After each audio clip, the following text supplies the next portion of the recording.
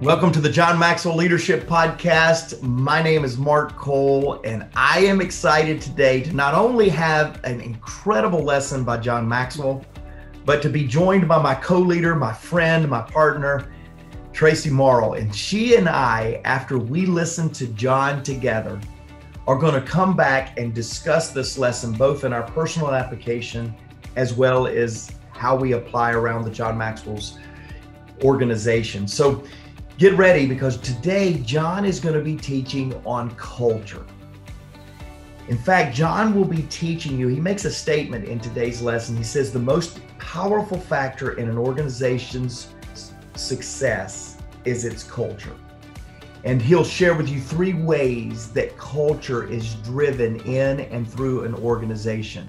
I'm very excited for you to take this in. Now, if you're joining us visually, that's because you found us at maxwellpodcast.com/YouTube. Welcome. We're glad you're here. We're glad we are visually connecting.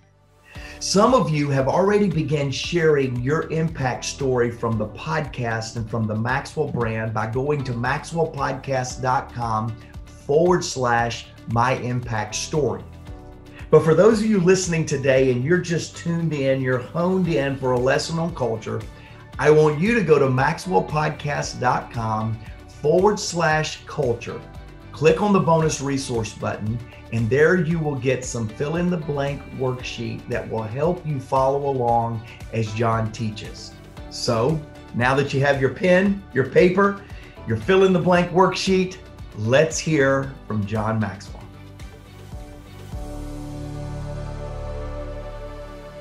Today I want to talk to you on the subject culture, the most powerful factor in an organization. More important than anything else is the culture of an organization. And culture is a way of life cultivated over time through 3 things. Culture is cultivated by, number 1, behavior, number 2, symbols, and number 3, systems. And these 3 things, behavior, symbols, systems, are outward displays of what is valued. And that is what culture is. Culture is created as a result of the messages employees receive about how to behave around here. As human beings, we are hardwired to adjust and fit into the communities of which we are members. This is essential if we are to become accepted socially, and in the case of an employer, if we are to keep our job. Employees pick up these messages about expected behavior and adjust their own accordingly, and those who cannot or will not adjust tend to leave on their own free will or be ejected. These messages tell us what is valued in this organization, and they are received from 3 different sources. Again, behavior, symbols, and systems. For example, behavior. The behavior that is played out through others, especially those that are in positions of authority. The behavior is what is done rather than what is said. It can be in small groups, one-on-one, or it can be in large groups, but it is the behavior that is being fleshed out. When I pastored in San Diego, what we had was a church that was growing very fast, and we were landlocked on a few acres and building, and we had to go through a major relocation. That's another story. But here we are in this landlocked area, and we're having to be creative, and we had literally 4 services on Sunday morning trying to handle crowds. And so what I needed is a lot of people to park off property because we didn't have enough parking space. And so literally there was a place across the street and down the road and about a block away that you could park cars. And so I had to create a culture, a behavior system that people could understand and buy in. And so when I told the leaders that they couldn't park on the property, in fact, when people joined the church, I said, the good news is you become a member, the bad news is you can't park on the property. Now see, most congregations, the members, it's a country club for them. They get to park in the closest places. No, we parked in the farthest places. And what I did is I would get there first in the morning because I'm getting ready for the day, 4 services. You got to get mentally, spiritually ready. So I'd go maybe at 6 o'clock in the morning. And I would park a block away and I would walk to the church. Now, could I have parked right by the front door? Of course I could have parked by the front door. But I realized I couldn't get my leaders to park away if I didn't park away. Are you seeing this? This is behavior. This is fleshing out by example what you want your other people to do. And you set your culture not by, you set your culture not by what you say, you set your culture by what you do. Remember this, the greatest motivational principle in the world is people do what people see. So behavior is part of it. Now, symbols are also. Symbols such as how time is spent, how money is allocated, office space, who gets the best offices, titles, who gets promoted, favored, how communication works. What is symbolic about your business that creates the culture of it? For example, and again, I could take any of these and talk about them and illustrate them. Office space. Office space I've always felt is overrated. Let me tell you a cute story. When I started my company in San Diego, Enjoy, I wanted to develop a company to resource leaders. Of course, we had very little money. We were just small. Half of us were volunteers in the beginning. And so we were in like a strip mall, and we had a section there to have our offices, and we were growing extremely fast. So, I mean, we had a handful of employees, and pretty soon we got 50, 75, 100, and this thing's it's just exploding. Well, we can't keep up. We don't have space. And I told him, I said, well, give up my office. Let somebody else have my office. And so I gave my office away. It kind of unnerved a lot of people because they thought, well, John, you need an office. You're the owner of the company. No, I don't need an office. I can hang. I'll go from room to room. I can go to people's offices and talk to them. And so it was no problem. The #1 leadership magazine in the country is called Leadership Magazine. And they wanted to come out and they wanted to interview me and wanted to do a feature article on my leadership stuff. So I said, fine, come on out to San Diego where I am. And so immediately my crew began to worry because, again, they were going to come out and interview me. They were bringing photographers. They were doing all this stuff. I mean, they were bringing in the whole van with because it was a front cover deal and the whole deal. And they were saying, but John, you don't have an office. I said, I don't need an office. It's okay. I can do an interview without an office. And about 2 weeks before they came, in the back hallway was a storage closet. And one day I just got the idea. I thought, you know what? I think I'll just clear the storage closet out. So I had him clear the storage closet out, and I put a card table in because there wasn't any room. It was only about 8 feet by 10 feet. You got the picture? It was a glorified telephone booth. And I got a card table, and I got a folding chair on one side and put a folding chair on the other side. And I got a picture of my family and stuck it on the wall. And this is so funny. So they come out for the interview, and so I go out into the little front area where they were, and they said, good to have you, come on back to my office. And so I'm leading them through all these other places, and some nice offices, and we just keep going back, and we get to the end of the hallway, and we go into the closet. And I said, I'm sorry, because they had 7 people. They had 2 cameramen, and I said, you know what, we'll have to do this in shifts, you know what I'm saying. So whoever's going to interview me, you can come in, and I'll sit in this chair, and you sit on that chair, and the rest of you can kind of take turns and just rotate. You know what I mean? Just have at it. It's all yours. So the guy sits down to do the interview, and another guy standing behind him, and they're just looking around. And I'm just inside, horribly, dysfunctionally happy. Okay. You're getting to know me well, aren't you, huh? I mean, I'm just saying I am messing with you like you haven't been messed with for a long time. And I know they're getting ready for this interview, and they get the recorders. I mean, they're doing video. I mean, it's a feature article, front cover stuff. Oh, and so they start asking questions, and I'm just answering the question because I know it's only a matter of time. Can I tell you something? I ain't going until they're asking. And we were about in the 3rd or 4th question, and finally the guy said, he just kind of puts his things, and I said, is this really your office? And I said, oh yeah, I'm so excited. I said, I just got it. I said, I'm just thrilled. I just got it because I didn't have one a couple weeks ago, and the team felt I should have one since I own the company, and I didn't know if I really needed it, but so we cleaned out the closet, and I'm sorry we got the folding chair, but the folding table does good. It works fine. And the guy says, well, I've done a lot of interviews with leaders, and I've never seen an office like this. And I said, well, I know. And I said, again, you want to take some pictures or something? You can. My family's right there on that concrete block wall right there if you want to focus in there. And then I proceeded to tell him, in things of importance, offices don't matter. They really don't. Now, again, I'm not opposed to a good office. I'm just telling you, it's a cultural thing. And what I was telling my people was this: if you're in a cubicle, it's okay to be in a cubicle. It's all right. What we're doing is trying to help people. But I wanted to set a precedence as far as a culture. It's a symbol. People aren't impressed with you because you've got a great office. They're not impressed with you because you've got a certain degree. They're not impressed with you because you got a certain... They're impressed with you when you add value to them and when you care about them and when they can trust you. Symbols, behavior, systems. The systems are part of the culture. What gets measured, what gets reported on, how we pay people, budgeting, structure, all of this stuff. The organization itself has an invisible quality, a certain style, a character, a way of doing things that may be more powerful than the dictates of any one person or formally documented system. To understand the essence or soul of the organization, it requires that we travel below the charts, rule books, machines, and buildings into the underground world of the corporate cultures.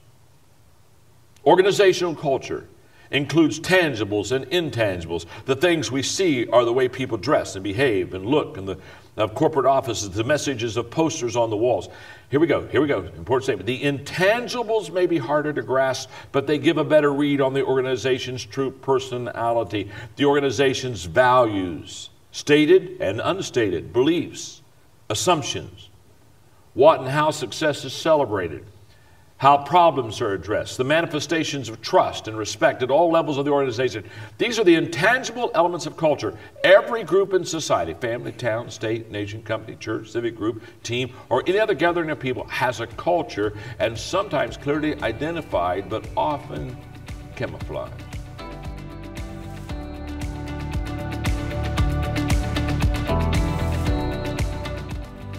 Hey, welcome back. And I am today, Traci. I am so glad to be in studio via Zoom with you today and really to start talking about this idea of culture. And I love what John teaches here as it relates to how to construct and build great culture. But isn't it true what Ralph Waldo Emerson said? He said, "What you do speaks so loudly that I cannot hear what you say." And I think that's what John is saying here, and I'm excited to discuss this with you today. Exactly. That's exactly what he's saying. I'm excited to be here too. I feel like this is one of my favorite lessons that John has given, only because no matter what your position and where you are in life, you can contribute to the culture. Like, we're responsible for ourselves and what we bring to the culture. And, I always, he broke it down into 3 pieces, but I like to, before we dive in to the business aspect of it, I like to look at what we can do in our family culture, because this is where I first applied John's stuff, is raising our 6 kids and creating a family culture within our home. And so we used to always say actions speak louder than words. Same thing. But then when your words and your actions, your behaviors are in alignment, it is all the more powerful. And so for many of you, you might be brand new to the leadership world. And the first place we practice is at home with creating a culture in our family. And we used to, Mark, I know you and I have talked about this before, but Casey and I, my husband, Casey, and I always wanted to have the culture within our home to be stronger than the culture outside of our home. And in order to do that, this is a great breakdown of, people might be saying, that sounds great, except for how do I do that? John breaks it down for us, which I think is, did you use these, Mark, for your family? Like, was this something that you and Stephanie would talk about and intentionally create culture in your home? We have, and we do. It's funny because I'm always looking for tools, for resources to keep it fresh. Our family is very on the go, very interactive. I got that from my parents. Stephanie got that from her home culture, always being on the go, always moving. And so that is absolutely transcended right into what Stephanie and I, and the type of culture we have here. So one of the things that means is we're always looking to up level. We have some very hard and fast foundational systems within the culture of our family, but we're always looking for new things. And so even as you were talking, I'm sitting here jotting down and thinking, okay, man, I could do this. We need to go see what are the behaviors that are acceptable. What are the symbols? What are the systems that we have? Yeah. And so even as you're talking about it, I'm going, yes, we have some real foundational principles to the culture of our family, just like we do at the office. But have we really sit down and said, here's the behaviors, here's the symbols, here's the systems? And in some ways we have, but I think we can up level it. Yeah. I mean, I think we all could. And there's times where I'm stronger and times when we're not as strong. Usually it's when we're busier in busier seasons. But those times that we can continually point back to, just like you can in a business setting, point back to, this is our family culture. This is not out of line with it. And so, and reiterating that as you're with them in the car ride or while you're waiting in line or whatever, and being able to point back to that. But the key is making sure that our behaviors are in line with what we're asking our kids to do. And that's where the rubber really hits the road. But let me just say this, because I know you're getting ready to move on. Let me say this. Yeah. Over the last, I guess, 3 months now, Traci, well, time flying, John and I got to be in your home with your family. And to watch these kids that have been, one is John and I got to go down and see right where you're sitting right now with all those John Maxwell books behind her. Many of you don't know this. Traci and one other person that I know of has the most extensive, comprehensive collection of John Maxwell books than anybody else. And John has signed each and every one of those books behind Traci. And this is all for you podcast listeners. You're going to want to go to YouTube. Check it out on YouTube. See my display. Traci. But let me say this. So the books are nice. It was a wonderful home. It was a great meal, by the way. But all of that was not the Stark impact moment for me. The Stark impact moment is what you're describing right now. Your kids sit around with John Maxwell at the table and ask questions, and we're very comfortable with a leadership discussion from a guy that is an icon to many. He felt like just a family guest to your team, to your family rather. And I think that's because you created this culture in your home. So I love that you brought that up. I love that we started that way, because I have been, and John has been, a testament in Casey's home, and we got to see culture lived out that you're describing. Well, thank you. That's an honor. And it's just more of you guys leaving a clear trail for all of us to follow. And it's interesting because when my adult daughter, Holly, met John for the first time, she's like, oh my gosh, Mom. It's like, now I see where you get all of these things that you say and do. I now see the source. Hey, Traci, and you corrected her and said, no, that's where John got it from me. Right. Thank you very much. That's right.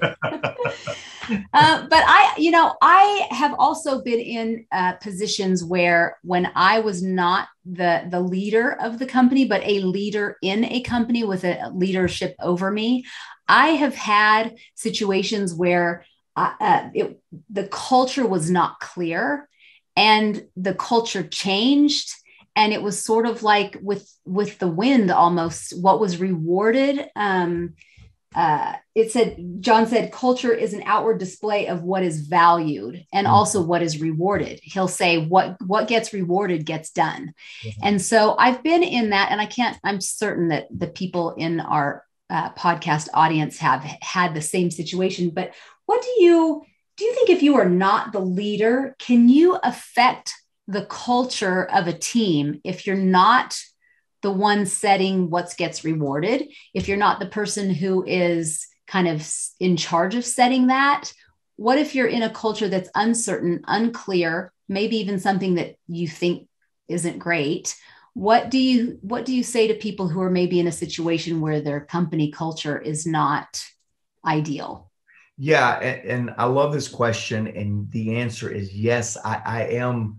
After 10 opportunities to do something different, John did finally find something that maybe I can do with effectiveness. We'll see. But I do get to set and guard and to be honest with you, more than the CEO, I'm the Chief Culture Officer, because culture is so important. As John said, it is a factor of success in any organization, the biggest factor. So to your question, what does a leader do when they are working in a culture that does not match, as Emerson says, the actions do not match what's being said? I've been there. I've been there in a Maxwell organization to where leadership was not truly in sync with what we said. We were not acting. We were not rewarding the same behavior. So what does one do? Back to your question. Well, let me tell you what I did. One is I pointed it out, because I think that we as leaders, so many times, since we're not the leader, we excuse inconsistencies and incongruency in the organization. Yes. We go, well, I'm not the leader, so that's just a fact of life. No, it's not. You're a part of that organization. Step up. Now, step up with honor, step up with an awareness that it may mark you as unpopular and unpromotable. But by the way, do you want to be promoted in an organization that does not match your values? So just think about that one for a minute. But let's go back. What do? I do not believe you sit and let it be unaddressed. I think we find ways to address it with honor, with dignity, but we express it. So what I would do in the particular situation that I'm thinking about is I would express, hey, you're wanting behaviors and you're wanting a leadership dynamic that I don't personally agree with. And I don't think Maxwell's content agrees with. So if that's what you want, don't promote me into this leadership position, because I'm not going to run our sales team that way. And if that is what you want, then you're going to need to find somebody else. Now, that was a very difficult statement for me to make, because I was in a place where I would like to have a little bit of promotion and a whole lot more money. Yes. And this was both of those, but it was not congruent with who I was. So I pointed it out. When I was then given permission that, hey, no, you're the right leader. You've produced really well. I want you to lead and teach other people how to produce. I went, well, then I'm going to do it my way. And what that means, dear leader, is there is a chance I'm going to create a subculture on you. Now, let me say something to all of you leaders out there that are running a subculture. I don't believe in subcultures. I don't want anybody that's working alongside me on our team to have a subculture. But sometimes subcultures are required in toxic organizations.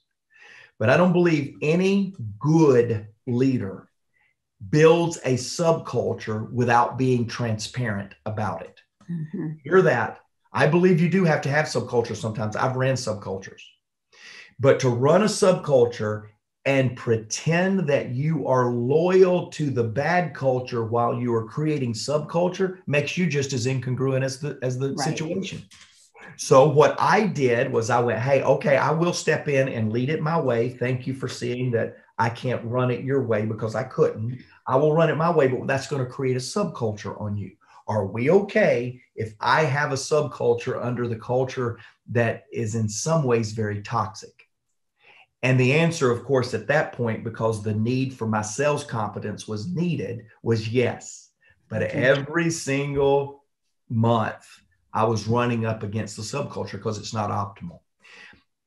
My point is, that's a long answer, Tracy, to your question. My point is, yes, there are times we lead in a culture that is not congruent. But we should never lead from a place of silence, and we should never lead from a place of being comfortable creating a subculture against the toxic culture. It needs to be very transparent. You said I know this is really long, but I feel like there was so much gold in that, because for the people who are in that space right now, that was like life-giving to them. I know that. And so, a lot of good stuff there, friends, even something to just rewind and take a note and listen again. If you're listening while you're commuting or on the way to a meeting, that can really, that's a difference maker. So we've been going for a while on this one. Now I want to switch gears a little bit, Mark. John, first of all, the story about him in his office in that tiny little cracker box with his family picture on the little cement ledge is hysterical. That story, I love it. But it does bring to mind, because, he'll say the lowest level of the 5 levels of leadership is title and position. But there is something to be said for you as the leader who sees somebody coming up in the ranks and improving and doing an incredible job. And there are certain symbols that symbolize that they are rising in the ranks as far as having more influence in the organization. And so how do you as a leader, like John gave himself the crummy office, he didn't give somebody else a crummy office because John holds those things very loosely because he's more, captured on what the goal is and the purpose of where he's going, that an office doesn't make sense. But you as the leader, how do you navigate that line between honoring your employees who are, or the leaders in your employ, who are leading and having influence over others, but also not focusing and making a priority of the desk, of the office? How do you do that? Because John did it for himself. He monitored himself and took away that power. But what do you do as a leader? Or is that something that you do? Do you give somebody the next biggest office as have a new position? Or how does that go in the way that you run the organization? Well, I think that we all should balance ourselves with humility, with hunger, with the sense that there is a level of influence and perception that we need to demonstrate our leadership effectiveness. And so, man, I know billionaires here in Atlanta. I'm thinking of two right now that drive an old Chevy pickup truck back to work, billionaires. And so I think each person really needs to work out. I'm not going to say that every leader should have the milk bucket with a folding table and their family there. I certainly have one of the corner offices with two walls of glass. And so, but at the same time, I think that we all need to hold ourselves in check with how we interact and deal with our team. In fact, as you were asking that, Traci, I was going to do this at the end of the show today, but we had a listener question recently from Jason. Jason's one of our podcast listeners, and he asked this question, and I'm going to promise you I'll tie this into the question you just asked of me. Here was Jason's question. Do you think it is a good leadership idea to say, my people or my staff, when discussing your job and those you manage? Personally, it's always bothered me when managers say my anything, because the people are not yours. They're your team, or you are a team. And therefore, I always say, Jason says, I always say we and our when discussing those I work with and manage. And then Jason says, and by the way, thank you, Jason. He says, thanks. And I love your podcast. And I went, Jason, you had me all the way up until you called this my podcast. It's not my podcast. It's our podcast. And I just cracked up, Jason. But here's the point. Jason's really on to something right here. And Jason, I love you. Can't wait to meet you in person and hug your neck. And thanks for listening to the podcast. Pass it along, Jason. But here's what Jason's point really is. It's not my and our. John not only did that wonderful lesson about his office with his family on the concrete ledge and all that, he was met in Atlanta at a really nice restaurant by somebody that says, hey, John, I just started working for you. I'm on your team now. And John introduced himself, and the person introduced himself. He said, hey, by the way, you don't work on my team and you do not work for me. We work together. And so, Jason, I think you're on to something with this question, because I do think it's ours. I think it's our workspace. And while it may make sense for some offices and some meetings and some different things that give me that office premium that is different than what John's was, because John's not in the office, and I'm not in the office much right now either. But when I'm in the office, there's this meeting and this need for our workspace and what's happening in that space. And I think the real thing, Traci, that we all need to think through in the culture, is it a dictatorial, all for the benefit of the senior leader, or is there camaraderie that we're all in this together and we all benefit together? And I think balancing that and not letting one person, the leader, be the sole determiner of that is really important. I didn't ask for my office. They gave it to me when we moved recently. I'm getting ready to look at them and go, hey, this may not be the best use of this real estate based on how much I'm traveling right now. So I think we need to work through that with people that are around us. But certainly if there is this culture that I am the senior leader, I am the one that deserves this, then I think that's the idea or the perspective we need to keep ourselves in check about. So the spirit isn't that the office itself is wrong. It was John was talking about his office was moving and building, growing so fast that they were running out of space. Mm-hmm. It wasn't that he refused to ever have an office, because I think that's worth noting, because we just don't want to hold it too closely. Like our identity is caught up in whether or not we have 2 walls of glass or whether we are in a small little cleaning room. The point is that we're connected to what we're doing. And I love that you said keeping humility and hunger in check, sure, which has nothing to do with where we sit down to do our work or meet with people. And let me tell you, Traci, this goes back to Jason's great question. I certainly try not to use, in fact, those of you that hear the podcast often, I try to always lead with women and men. Okay, women and men, let me tell you this right here. But most of our culture says men and women. We've always heard men and women, men and women. But I always, if you'll listen back to podcasts, I always try to lead women and men. There's 2 reasons that I do that. One, my dad always taught me ladies first. Mm-hmm. And I try to go back to my culture in treating others with dignity and respect, which, by the way, has very little to do with gender and has a whole lot to do with how you see the other human being. Mm-hmm. But dignity and respect. And I decided that I'm not going to say men and women, boys and girls. I'm going to say girls and boys. And I'm going to say women and men. Now, the second reason I do that is because we're in a society that is realizing that we have undervalued women's place in leading and changing the world. And I'm on a quest to demonstrate that some of the greatest world changers in the universe is women. Some of the greatest, yes, I use a comparative statement right there, is women. And we have not done good as a society of recognizing the power and the influence and the significance of women in leadership. And so several years ago, I made a decision with a very small nomenclature change, I'm going to make a very big statement. Small nomenclature change. Many of you have not even noticed that I invert that all the time. But I had did it a long time ago because I'm on a quest of 2 things. 1, give honor to another human being. And 2, show the significance of women in leadership. Now, back to your question, Jason, and back to your question, Traci, on this podcast. When it's my and our, is it really a leader trying to power up by saying my team? Most of the time, no. It's just somebody that's highly responsible that says, this is my team. Sometimes it's somebody very protective. This is my team. Some of it's time people that want identity. This is my team. Mm-hmm. But there are times that people go, this is my team, like they lord over them.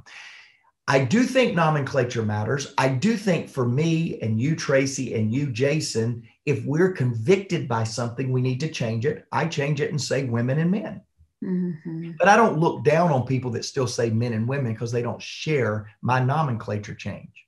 And so the world needs a little bit more tolerance and a little bit more singularity and not a whole lot more conformity. Mm-hmm. Conformity is trying to make you say it like me because I want you to have the same. That's the same problem as we're trying to address. Mm-hmm. So I went on a little bit of a tirade right there, but I think it matters in culture. I do so too. Just because, Traci, you say men and women does not mean you don't respect women. And just because I say women and men don't mean I respect women more.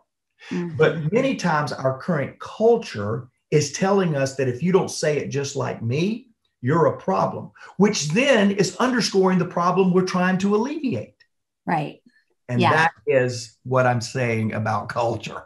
Mm-hmm. And you know, it triggers something in me because we have some episodes previous that connect to this. And so we'll put the link in the notes, but what Mark just said, you're affecting culture, you're influencing future culture by saying women and men, because the people who will hear you will flip that, which will give different honor. And that's a way of connecting with people. So we have 2 episodes that we'll put in the link in the show notes, but the first one was how I learned to connect with people by honoring them. Mark, you do that so well. And then people do what people see. People will hear what you say, see what you do, and then they will do it as well because people do what people see. This has been a great episode, hasn't it, Mark? It has. You know, the final thing I'll say as we close out today is John talked today in this episode that behavior, symbols, and systems are the components of cultivating culture.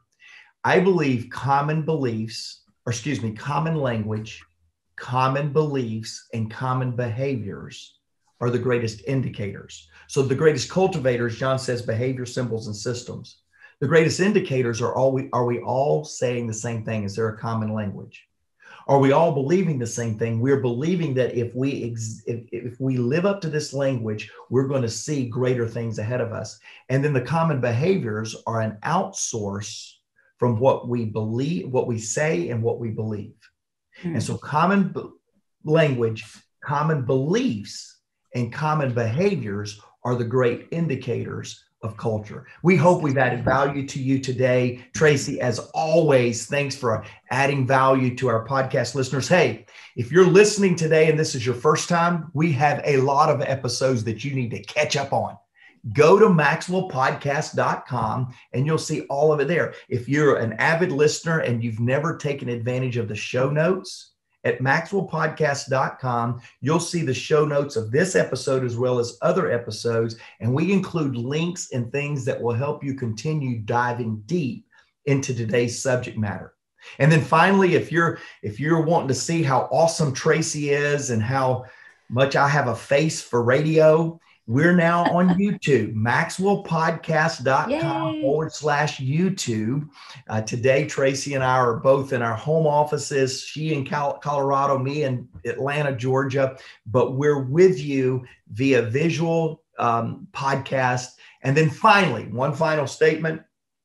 If you've been impacted by John Maxwell and even specifically this podcast, we're capturing stories. We're sharing them with John. We're going to start sharing them live during the podcast.